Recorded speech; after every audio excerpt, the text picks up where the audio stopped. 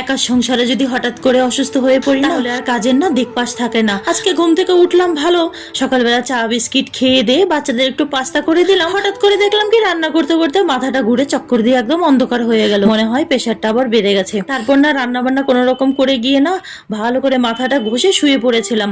দুপুরে করেছিলাম ধনেপাতা বাটা আর ডিমের ঝোল। ওর বাবাকে খেতে দিয়ে ওই দুটোকে আজকে দিয়ে দিয়েছি যে একা একা খেয়ে নে।